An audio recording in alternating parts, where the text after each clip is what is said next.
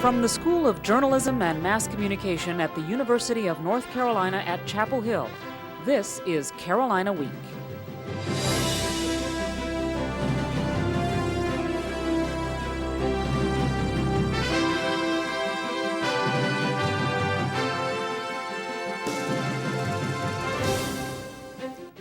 Good evening, I'm Brigida Mack. And I'm Tim Nelson. Thanks for joining us for this special edition of Carolina Week. We'll tell you about the university's money matters, how the Middle East conflict is affecting 2 Chapel Hill students, and look back on the successes of 2 Carolina athletes. We'll touch on these stories and many more, but we begin with a look at how Carolina matches up to other public schools across the country. UNC is raising tuition next year, and part of that will go toward faculty salaries and resources. Carolina Week's Michelle Muscatello tells us how that area has a big impact on the national rankings, and it's hurting Carolina. In the latest U.S. News and World Report college rankings, Carolina dropped from the 3rd to 5th spot for public universities and 27th overall. UNC-Chapel Hill Provost Robert Shelton blames the decline on relatively low faculty salaries and benefits. That's an area where we're going in the wrong direction. Faculty resources. Political science chairman Jonathan Hartland says it's keeping us from getting some top faculty candidates. In a number of important cases, we simply were not able to compete for some of the faculty who we really wanted to recruit. Professor Jan Yopp is on the executive committee of the Faculty Council. She says some faculty are struggling to survive on their paychecks. When you get down to talking about even things like state income tax, which people coming from some other states don't have to pay, you start talking about state retirement, you start talking about health insurance, optional dental insurance, and people can actually see their paychecks just whittling away. All this might sound surprising when the university says the average faculty member makes more than $100,000.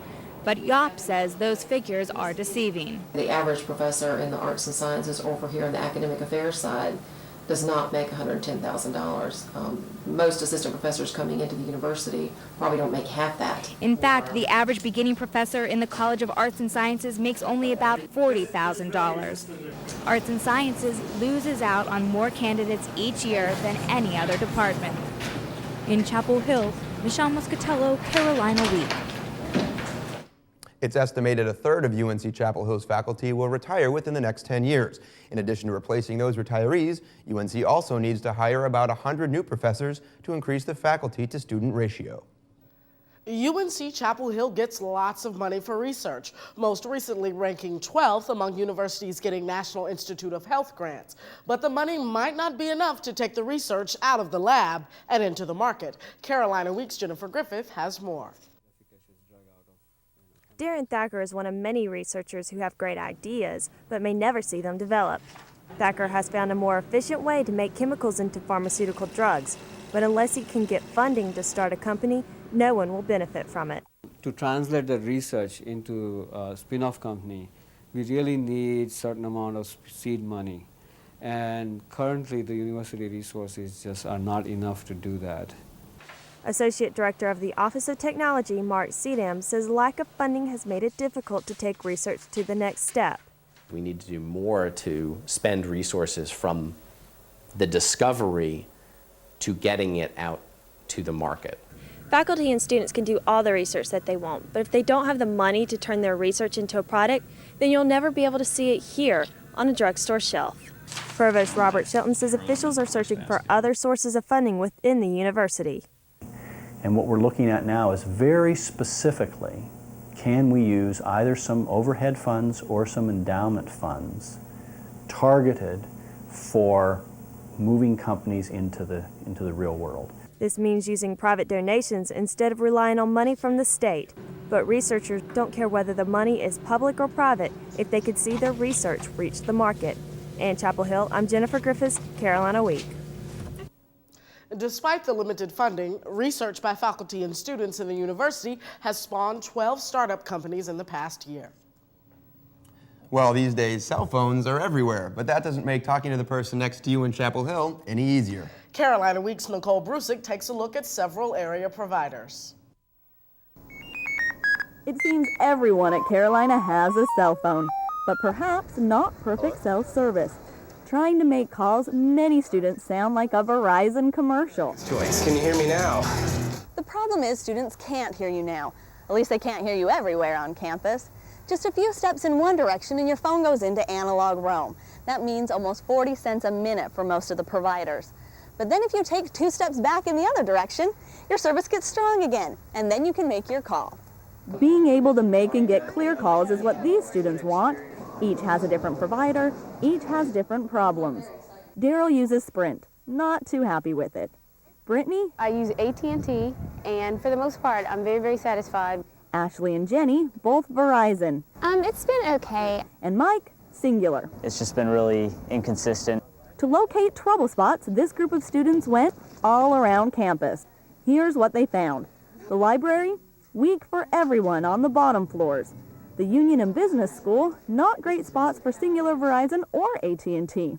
Sprint, okay on campus, not so good off campus. Daryl had a weak signal on Airport Road, South Road, and by the law school. Mike, Singular, held steady off campus. Ashley and Jenny's Verizon varied. Ashley reported problems on 15501 and Airport Road.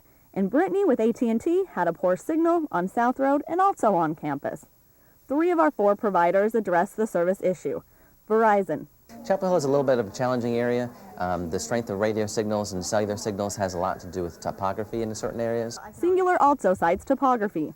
That means hills in our case, and adds towers as a problem. There are zoning restrictions we must comply with in commercial areas, residential areas. Like the other providers, Sprint is also working to improve cellular service.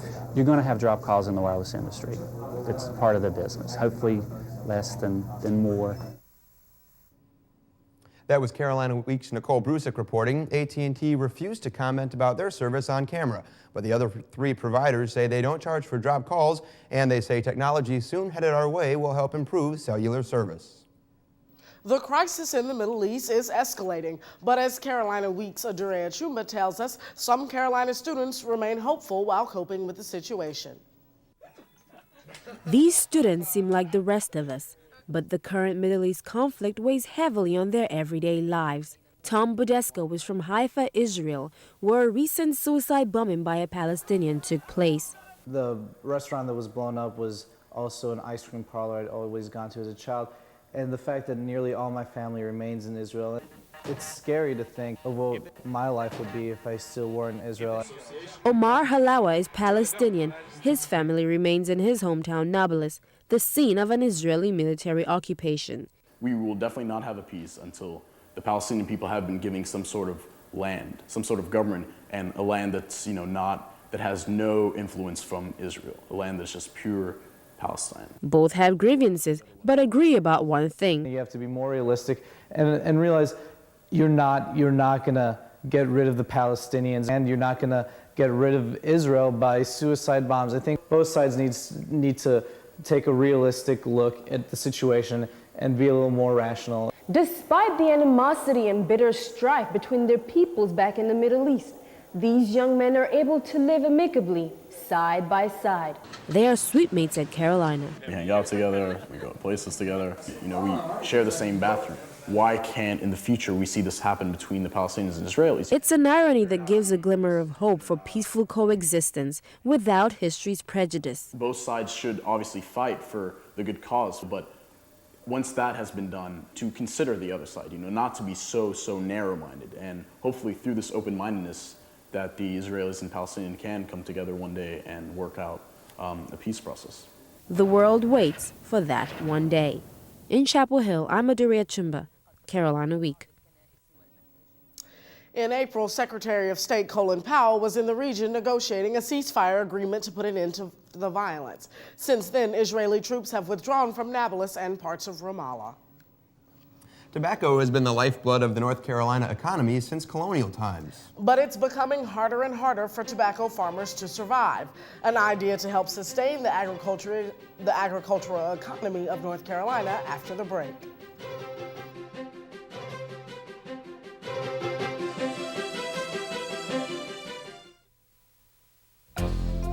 Let your knowledge grow at the North Carolina Botanical Garden.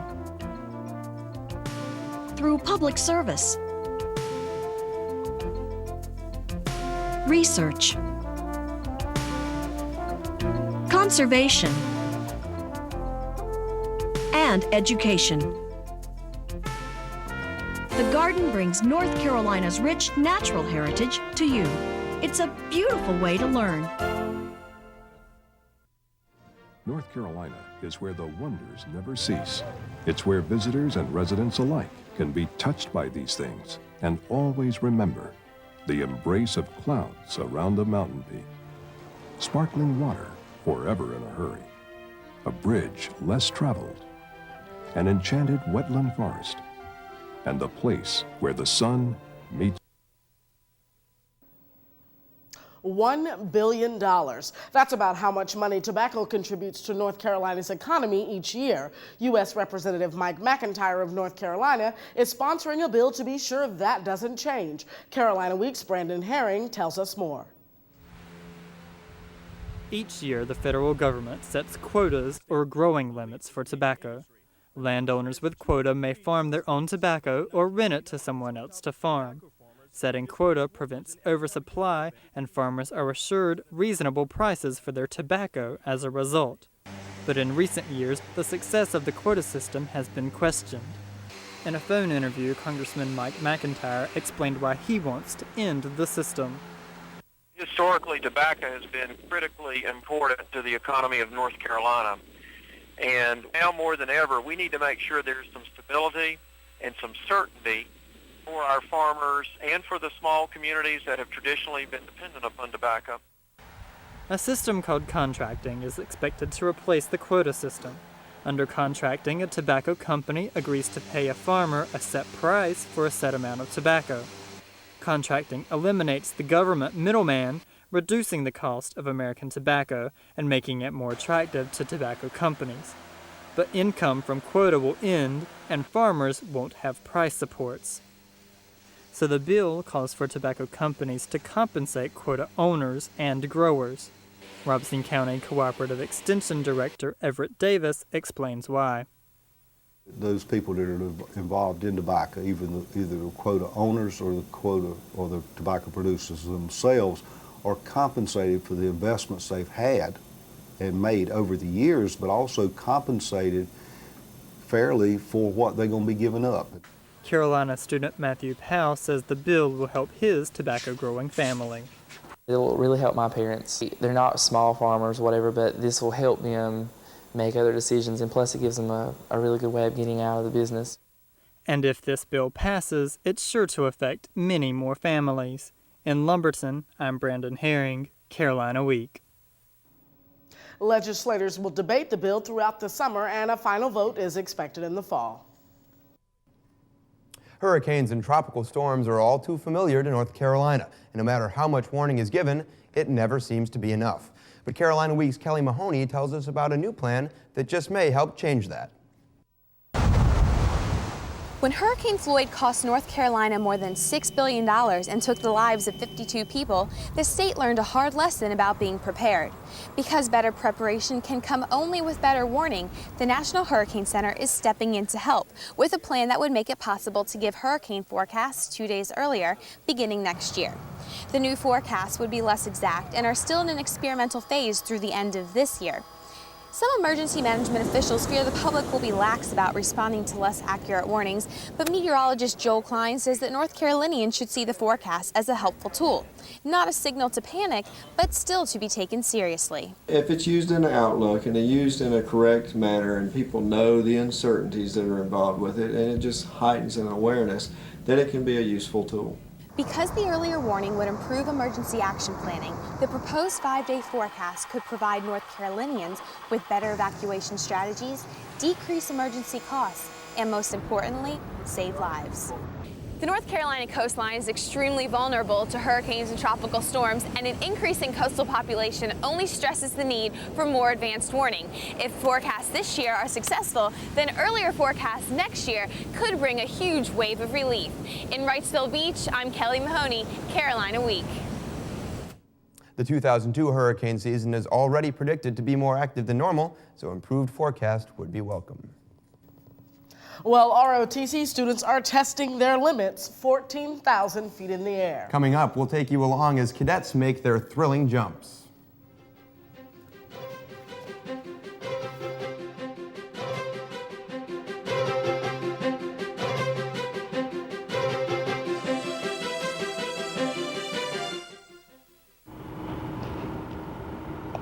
Am I going to get in trouble? No, you're not going to get in trouble. Are you sure? They're not even going to know, okay? I thought I can't go to school if I'm sick. Just go to school so you can get some lunch. Then you can come home afterwards.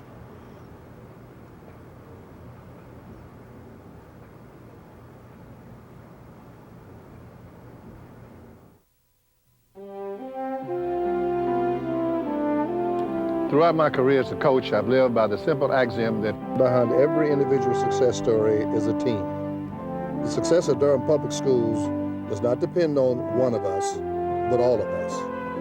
Through community involvement and support, we can take a giant step in helping our children achieve their hopes and dreams. You're going to walk with me, and I'm going to help you to be that great soccer player.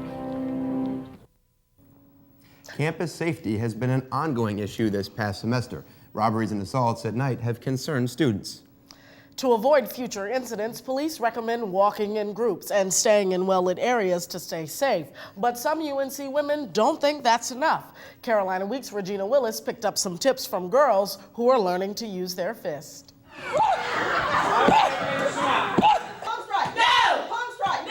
Some Carolina women are taking safety into their own hands. Students in Thomas Michelle's self-defense PE class are learning more than a sport. They're learning survival. What I try and teach them is mainly how to really protect themselves, how to defend themselves, how to just do something to get away. I think it helps, instill feelings of self-confidence in that. I think that's important if you're walking around on campus or off campus alone. Michelle recommends a combination of moves to defend yourself if you're attacked from behind. First, spread your legs so you have your balance and won't be pulled backwards. Then, stomp on his foot, elbow him in the side, grab his arm while you turn around. Then punch him in the nose, follow it by kneeing him in the groin, and then you run. Any Carolina female can take a free self-defense class, sponsored by the Department of Public Safety.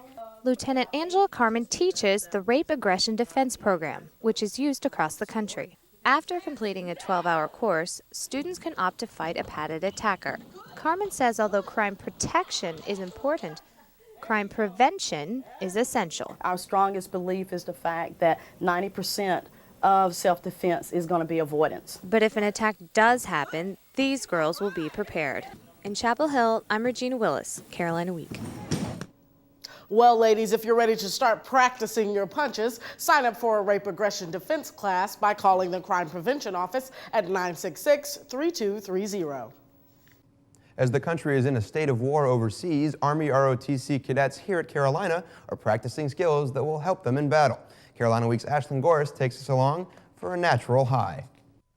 It's 0600 hours. The newspapers haven't been unwrapped, but these students are already up and beginning their morning exercises. They are the Army ROTC cadets. The rigorous schedule, hard training, and early morning teach these cadets many important lessons. But one lesson can't be taught on campus. Special Forces Captain Craig Marks says skydiving is one of the best ways to teach self-control and confidence. I mean, I don't want to come off as saying we're looking for fearless people that'll jump out of airplanes, but we're looking for people that can control their fear. And controlling your fear is one of the similarities between skydiving and parachuting. ROTC's Second Lieutenant Kevin McGowan says getting ready to jump is a dreadful yet exhilarating feeling. Skydiving, it helps you with the initial shock of leaving the aircraft, and it doesn't matter how you're leaving it or what's going to happen afterwards. Is that it's the initial shock of looking, 1,000 feet below you or 14,000 feet below you. Campus ROTC cadets gear up just like this, hop on these planes, and get ready to jump. Nervousness is at its highest at 14,000 feet. You must force yourself to take the plunge.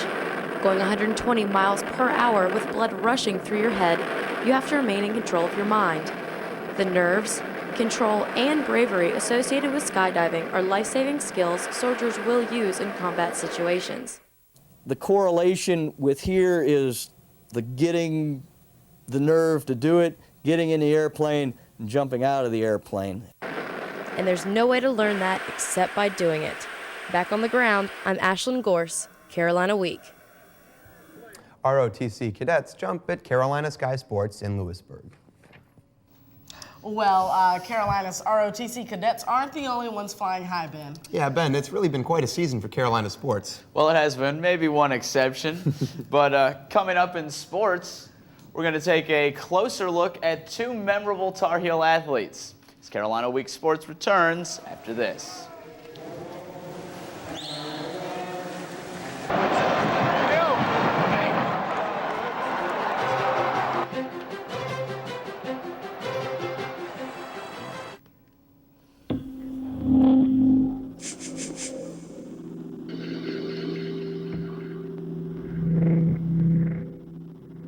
Almost half of all parents who suspect their child has a problem learning wait a year or more before getting them help. Why? When there's so much they could be achieving. Kids with learning disabilities are smart. They just learn differently. Call or visit us on the web now.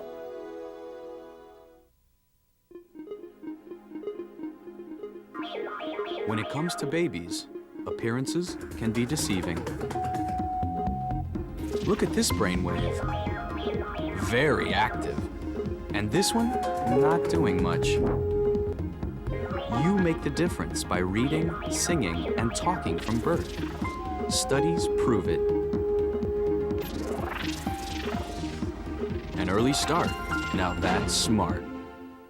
Hi there. Welcome back to Carolina Week Sports. Well, most Carolina athletes are known for their superior skills in competition, but a select few are also known for how they survive. Carolina swimmer Seth Laughlin's life was changed 3 years ago as he was driving back to campus after a weekend vacation in Virginia. I must have dozed off, and the next thing I knew, I was rolling in the car on the interstate. I rolled about 3 times on the interstate and then hit the guardrail and then rolled down the embankment. That was September 1999. Seth Laughlin was about to start his 3rd year on the UNC swim team and his first as captain. He was lucky to be alive, but the horrific accident crushed his left hand, leading to 13 operations. Team Dr. Thomas Brickner says for a swimmer to return from an injury of this magnitude, it would be more than difficult. For a swimmer to be out of the water and out of competition for a long length of time is pretty remarkable to come back. But Seth battled on and has been captain for 3 straight seasons. He's the first swimmer to ever have this honor. Though he's not the fastest swimmer on the team, his coach believes he's one of the most valuable. He's just a natural leader. He can see what needs to be done and do it. And as Seth graduates and leaves the team this May, he hopes his experience and his leadership will continue to drive the team for years to come. I help people see that, see the greater good and the bigger importance to athletics, not just, the glory, but sometimes putting your heart and soul into something and having it not work out, because that's life, and if we can learn that in the pool, then that'll help us all, down the road. Carolina quarterback Ronald Curry apparently likes to wait to surprise us in the end. In the recent NFL draft, Curry had to wait till the final round to be selected by the Oakland Raiders. And despite all his hype coming into Carolina, he waited till his final game to give us one of his best performances. When people look into the eyes of Ronald Curry, many see a disappointment, a letdown when it comes to Carolina football. And throughout his career, he has taken his fair share of hits on and off the field. But his coach knows just what Curry has given to this program and what type of player he's losing. He's more than a good kid. He is a man. He is a man's man all the way. I couldn't be prouder of anybody on our football team than what Ronald Curry stands for and the way he carries himself, the way he's hung in there through a lot of tough times. I'm really, really proud of that young man.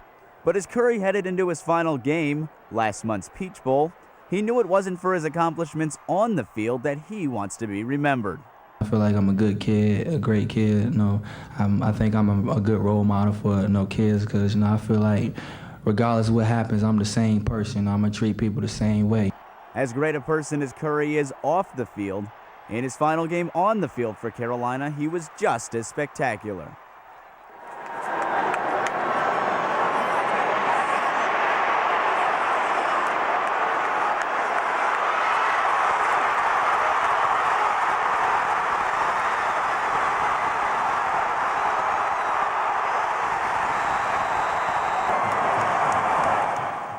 And when you looked into the eyes of Ronald Curry on that night, all you saw were the eyes of a champion.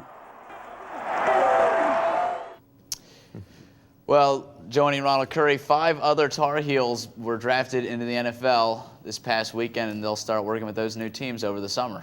A couple neat stories there in sports, man. Thanks a lot. Well, coming up, we'll tell you the stories behind some popular Carolina landmarks. Stay tuned to find out more when Carolina Week continues.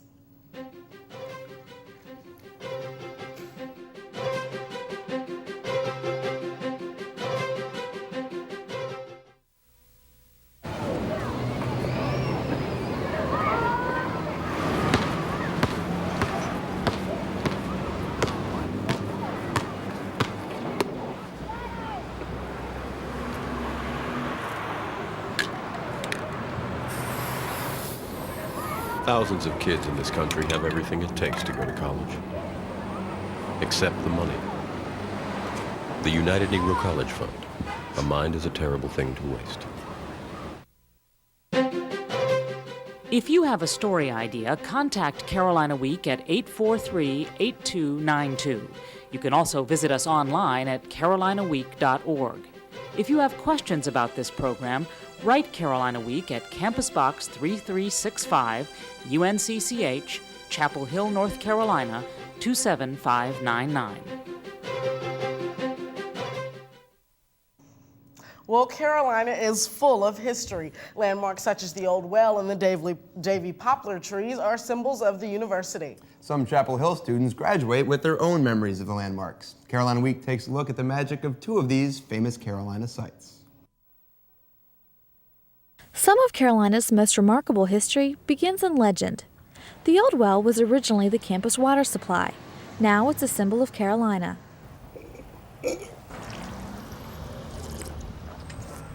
The legend has it that if you drink from the Old Well on the first day of classes, you'll get straight A's. While this legend may be a little hard to swallow, one Carolina legend has held up to time. The Davy poplar has its roots in the birth of the university. Campus Tours Coordinator Yolanda Harrison tells us what happened when Revolutionary War General William Davy was looking for a site to build the university. He decided, to take a rest, and he leaned on the Davy poplar and fell asleep. And he had a dream that this is where the first state university should be built. So when he woke up, he said, if this tree falls, so does the university. The tree has survived war and bad weather. Now it's held up by wires and concrete to ensure it never falls. But perhaps the tree's most endearing legend is one of romance. It's said that if students kiss on the bench beneath the Davy poplar, they're destined to marry each other. Marshall McGee didn't know this when he asked Melissa Williams to be his girlfriend there. Everything I heard about it was people always stayed away from it because they knew that if they kissed somebody on it, then they were going to get married or whatever. And they were always scared of it. They didn't kiss on the bench, but 3 years later, he took her back and proposed. We're using it as the centerpiece of our rehearsal dinner. It's like a picture of it. It's really special to us. I think that, it's where we got engaged. I think we'll always come back here. In Chapel Hill, I'm Natalie Horton, Carolina Week. And a happy ending to that story. That couple will marry this summer. So, Tim, tell me, have you ever had a kiss under the tree? I have not had the opportunity. Yourself? Nope, sure haven't. But I'll tell you one thing, I'm definitely going to miss the Carolina landmarks after this May. Yeah, speaking of happy endings, it's been quite a run. Thanks for joining us for this edition of Carolina Week, all year long for that matter. Please join us in the fall with a new crew and new stories. Until then, have a good summer, and we'll see you in the fall. Good night.